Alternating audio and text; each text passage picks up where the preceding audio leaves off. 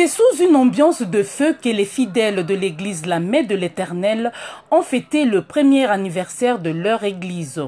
Occasion pour les visionnaires de cette église de revenir sur la vision annonçant la naissance de cette œuvre de Dieu. Le Seigneur nous a choisis. Ce n'était pas facile pour que nous commencions cette œuvre. Car à nous-mêmes, on ne pensait pas monter une église comme telle. Mais par l'insistance du Seigneur, il nous a parlé à travers plusieurs de ses prophètes. Nous nous sommes dit, comme c'est le Seigneur qui a décidé, et c'est lui aussi qui va pourvoir pour que cette œuvre aille de l'avant. Voilà pourquoi nous nous sommes accrochés, nous sommes entrés dans les champs de Dieu afin de les servir. Voilà les fruits de notre travail. Mais voilà que le Seigneur arrange les choses. Il m'installe ici à Kinshasa, il m'envoie les collaborateurs, ainsi que mon épouse qui a aussi les dons de prophétie pour monter cette œuvre ici. Donc ce n'est pas une œuvre d'un homme, c'est l'œuvre de Dieu. Dieu qui nous a placés là, il nous a aussi rendus capables pour les servir. Aujourd'hui, bien aimé, nous avons une très grande charge pour conduire le peuple de Dieu vers une vie restaurée. Cet anniversaire constitue une fierté pour le père spirituel du révérend pasteur Barnabé.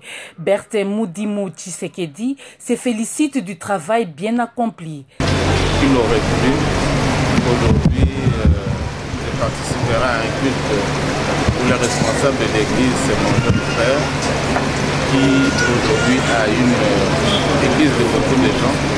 Je ne peux pas me l'imaginer pendant qu'il acceptait le Seigneur par mon canal, parce que c'est par ma prédication et par mon évangile qu'il est arrivé à la connaissance de la vérité. Le parcours de l'église La Main de l'Éternel intéresse plus d'un Congolais, d'où les explications du pasteur Crispin Kassanda. La doctrine, c'est l'idéologie, c'est l'école du Seigneur. Ce sont les pensées du Seigneur, l'enseignement du Christ. Nous sommes là pour continuer avec les enseignements du Christ. Nous croyons en un seul Dieu.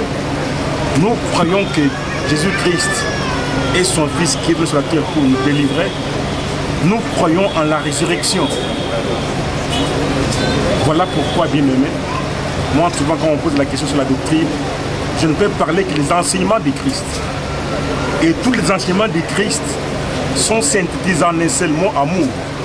Et je l'ai toujours dit, la Bible, de la Genèse à l'Apocalypse, ne parle que de l'amour. Notre doctrine est basée sur l'amour. Et c'est l'amour lui-même. Dieu étant le même amour. La prophétie, c'est un don spirituel.